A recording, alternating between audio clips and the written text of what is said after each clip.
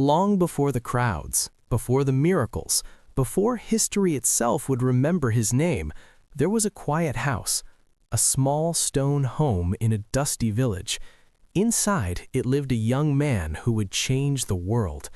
No palace, no throne, no wealth, only wood shavings on the floor, the smell of fresh-cut timber, and the steady rhythm of a carpenter's tools. For nearly 30 years, the most influential figure in human history lived a life that looked completely ordinary. But what was that life actually like? What did a normal day look like inside the home of a carpenter in ancient Judea? To understand this, we must travel back 2,000 years, back to a small village called Nazareth. 2,000 years ago, Nazareth was not famous. It was barely noticed. A tiny hill village in the region of Galilee, hidden among rocky slopes and olive trees. Fewer than 500 people lived there. The roads were dirt paths. The houses were simple stone structures built by hand. Most homes had 1 or 2 rooms. Families slept together on woven mats. Clay lamps flickered at night, filling the air with the smell of oil and smoke. Water had to be carried from a well. Food was simple: bread, olives, fish, figs, and lentils. Life was not easy. The Roman Empire ruled the land. Heavy taxes burdened poor families. Farmers struggled. Laborers worked long days under the hot Middle Eastern sun. In this quiet and difficult world, a boy named Jesus grew up. And inside one humble house, daily life followed a rhythm that had existed for generations. Morning began before sunrise. The village slowly woke to the sound of roosters and the soft light of dawn spreading across the hills of Galilee. Inside the carpenter's house, the day started with prayer. Faith was woven into every moment of life. Jewish families recited ancient prayers passed down through centuries. Then work began. Jesus' earthly father, Joseph, was known as a tekton, a craftsman, not just a carpenter in the modern sense, but a builder who worked with wood and stone. His workshop was likely attached to the home or nearby. The air there smelled of cedar and olive wood. Tools were simple: chisels, hand saws, wooden mallets, measuring cords. Young Jesus would have learned the trade early. As a boy, he probably watched Joseph carefully shape beams and carve joints. By his teenage years, he was almost certainly working beside him. The work was slow and physical: cutting timber, shaping planks, repairing doors, building farm tools, constructing roof beams for nearby homes. Wood shavings collected on the floor. Dust covered their hands. Muscles grew strong from labor.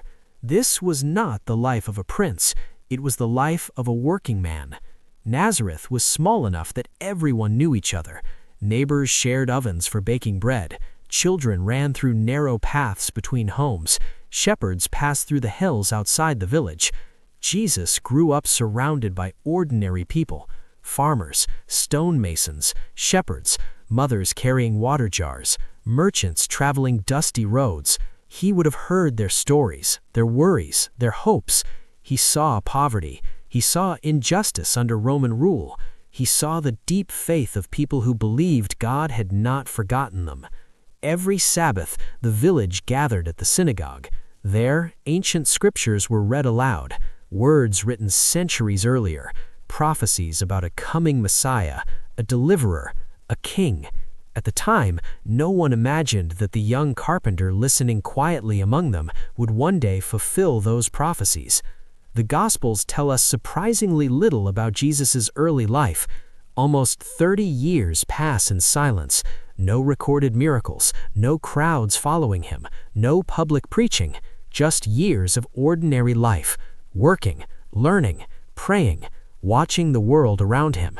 Yet those years shaped everything that would come later. The parables he told as an adult were filled with images from everyday life: farmers sowing seeds, shepherds searching for lost sheep, builders laying foundations. These were not distant ideas. They were scenes he had witnessed since childhood. The carpenter's house was more than a home. It was a classroom of life. Then, one day, everything changed. Jesus was around 30 years old, an unusual age to leave a stable trade, yet something began to stir.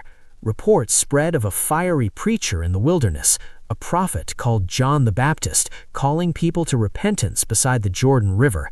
Crowds were traveling to hear him. At some point, Jesus left Nazareth and walked south toward the Jordan. It may have been the first major step away from the quiet carpenter life he had always known. When he arrived, John baptized him in the river, and according to the ancient accounts, something extraordinary happened. The heavens opened, a voice declared divine approval, and from that moment forward, the hidden life ended.